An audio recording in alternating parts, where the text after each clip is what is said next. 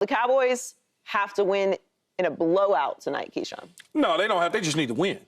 If it's such a way you can get 1 point, better yet, they can win 2-3, or 3-2. If they just need to win. Okay. If the final score is 3-2, we're it's not going to be 3-2. We know that. But they need a win. We're going to talk bad about y'all. No, but they need a win. It doesn't have to be a blowout. Look, they haven't had a win since week 1. Mm-hmm. And now your taste buds are saying we got to get things fixed. This is a perfect opportunity to us. It's a short week. You just mentioned it. People think it's a short week. They're coming off a I guess, exciting win for them against the Cleveland Browns, and we're coming off a bad loss for us against the Baltimore Ravens. Let's correct our mistakes. Let's fix it and get a win.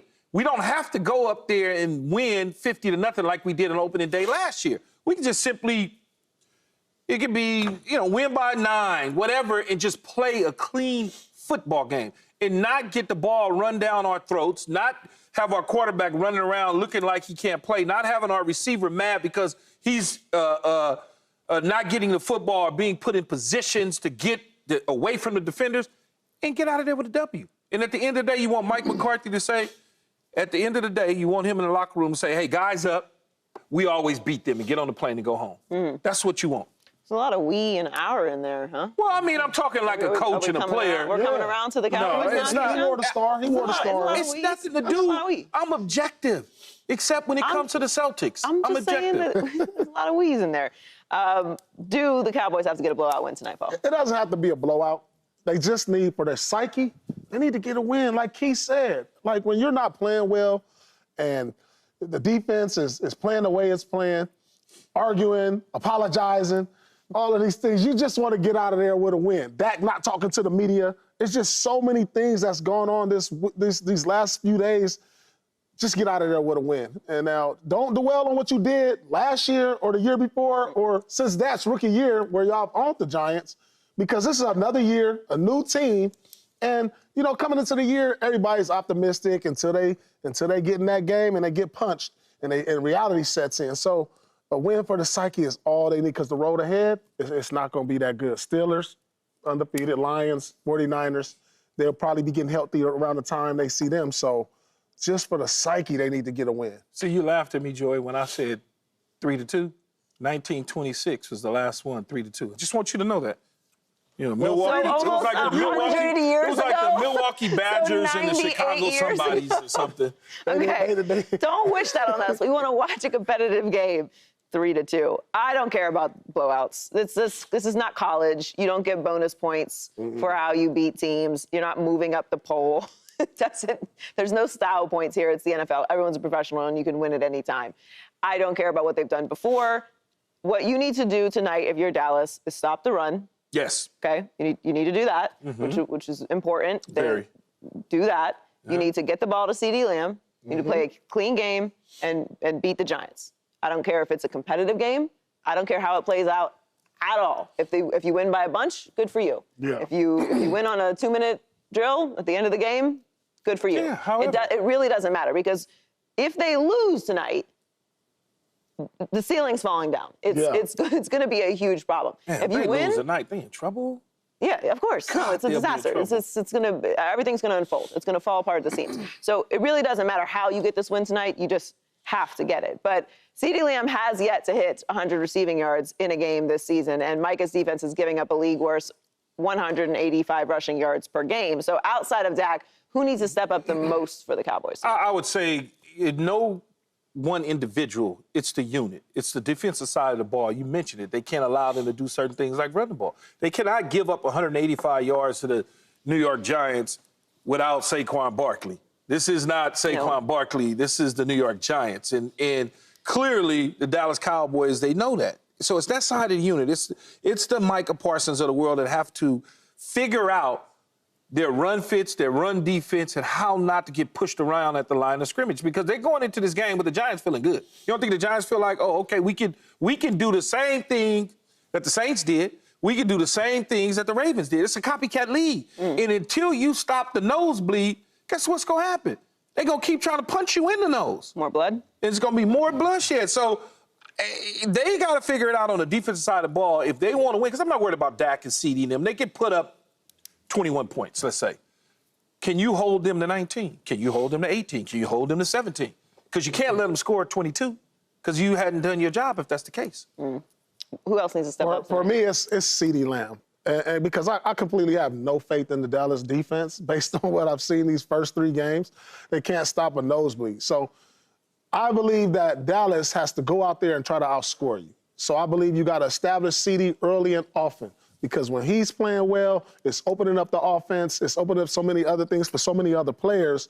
And, you know, this is your guy. This is what you paid him the big bucks for. You know, get him the ball. You know, there's too many opportunities that he's had in the first few games to where he just didn't target him. He needs to be targeted. He's one of the game's best.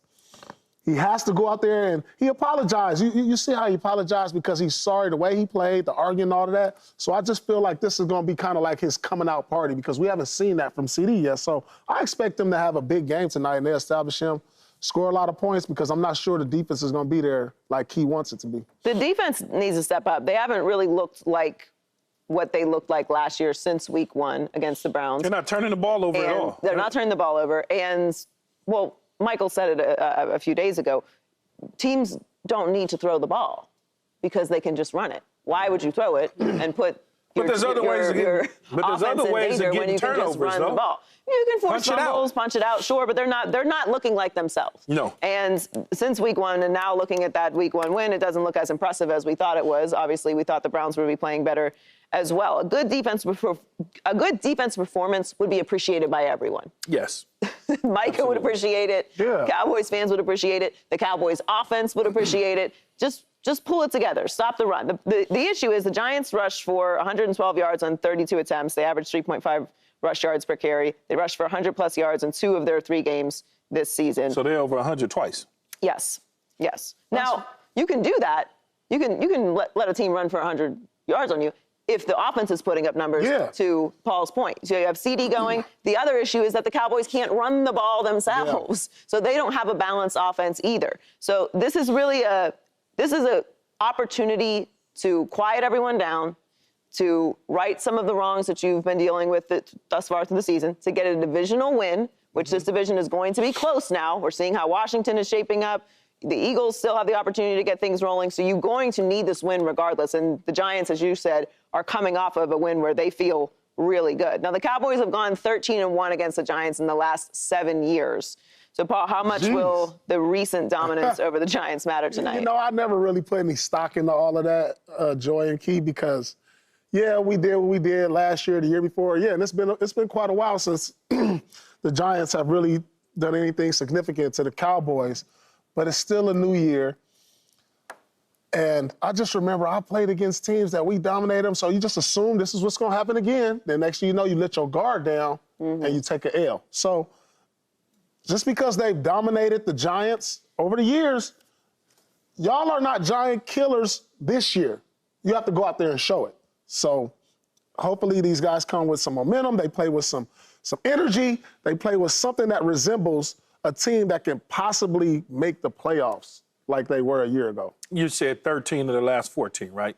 13 of the last 14. Daniel Jones is 1-6 against them. I believe they're 0-4 under Dable against the Cowboys. So, but if you look at that and you asked the question to Paul, you know, how much will the recent dominance matter? What happens with that recent dominance in terms of the Cowboys and the mindset of the New York Giants? I don't think it's a mindset at all. It's all new. It's clean now. There's only been 2 players. The longest tenured players is Dexter Lawrence and Daniel Jones, who came in the same draft class, that remember all of those losses. So these are new guys kind of coming into the building. So you don't need to have posters everywhere saying, look, they've been dominating us. Oh, you think Neighbors is he was in college? Like they've been dominating you. Yeah, ain't got nothing to do with me. Don't know nothing about this. Nothing to do with me. So I think if they approach it from that standpoint, they'll be fine. You know, because they don't have anything to do with that. I agree. I don't care about this. The Giants also haven't been a good team for a long time. They've been dysfunctional and all over the place and not been able to be competitive. So, of course, that like number... 14 years, but it's not because they played twice. So it's only really been like 7 years or so, right? Yeah, but I mean, the Giants, look, the Giants haven't been making noise for a while now. So these numbers look and sound awful, but Yeah, that's they what the, sound awful. That's what the Giants have been. So it's not really that surprising. The Giants brand is bigger than their success as of recent. I don't know that that's news to anybody, and they're trying to right that. I don't think the history matters because the Cowboys aren't really playing good football right now. So you can talk about, though, we own the Giants or we'll go in here and feel like we always beat this team. I don't think that the Cowboys, I would hope the Cowboys are not looking at this matchup that way. Maybe at the beginning of the season when we were doing our win-loss, this was one of the ones that we were like, okay, well, for sure, they'll get them. You know, the Giants, they're not going to be competitive this season. They're going to be the worst team in the division. That's a win you can count on. But not only can't you not count on this win because they just got a good win last week, but you need this. You need this. That's what scares me about the Cowboys in this situation is because it feels like to me, every time, and I'm talking about this group with Dak Prescott at the quarterback position, this group, feels like to me every time that there is a pressure point that they have to figure out how to get over, they stub their toe. You understand what I'm saying? Like this, we got to go to San Francisco and win because we haven't beaten them, and then they go down and lay an egg. Or we got to get out of the first round of the playoffs to the 7th seed Green Bay Packers. We lay an egg. And now you're in this situation where you got to win this football game.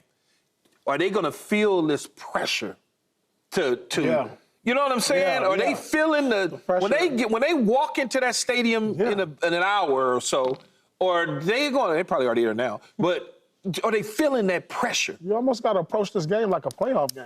Like, seriously, because I feel like if you lose this game, I think the season... Oh, hell gonna break loose. I think it fractures this team. I think it goes all downhill from this point. So you got to treat this like there's no tomorrow. Man, think about this, though. If they were to lose, they go to Pittsburgh, the Lions, bye week, to San Fran, to Atlanta, home to Philly, home to Houston, at Washington. The gauntlet. That's a cold schedule. They got to go through the gauntlet. That's why you got to get these. You got to get these right here. These are the must-haves, must-wins. Yeah, there's no gimmies on the schedule. This is as close as it's going to get to that. And it just feels I can't. And you may, Joy or Paul, I can't remember though when they've gotten over that they got to get this one game. When was the last time that they got over they got to get this one game? I mean, a playoff win, I'm sure, but I think, how long ago was that? I think that it's really about, like, the season isn't over if they lose this game, right? Not technically. If it's not technically, mathematically, no. Yes. But what happens in these situations, Joy, and you know this because you've been around it, your brother's been in it, you start to go to these 1-3s and 1-4s and 2-5s. People don't start to believe. The noise gets stale and old. No, that's that part I agree with. Yeah. Like, no, the season isn't over, but there's already so much noise. Absolutely. There's already people apologizing. There's already Micah talking about people need to step up and people need to be professional on the sidelines from Dak. Jerry's out here talking about the situation. Listen, they lose this game, Jerry gonna wish he can get a refund. On what? Not what he just gave Dak or CD. Hey, what? A refund? Man, don't get out of here. He gonna wish. Well, I mean, that 70% that they're blaming Jerry now might tick up a little higher. It is really, it's a narrative game. It's a psychological type of game. And yes, it does matter for the season, obviously. Everyone else in the division is not in the same situation. It's a more competitive division than we thought it was going to be at the beginning of the year. So, yeah, it is a big-time matchup tonight. And they are up against it. Like, they've never played an away game with just 3 days between the matchup. Every other time they played Thursday after Sunday, and it's been at home Thanksgiving. So every other team has played at least six road games with the West. No, they're going to win tonight. I don't got a good feeling about this. They'll win tonight. Tonight they'll win. Tonight they'll win. They have, in my opinion, more playmakers. He is 0-3. So. No, I'm 0-3 against a spread. Against the spread, Paul. I'm just picking the game. I don't care about no spread. I'm picking the game as the Cowboys. Paul is promoting Paul's picks. Pierce's picks. I got a funny feeling about tonight. Subscribe here to get the latest from Speak, and go watch a few segments from our other shows on FS1.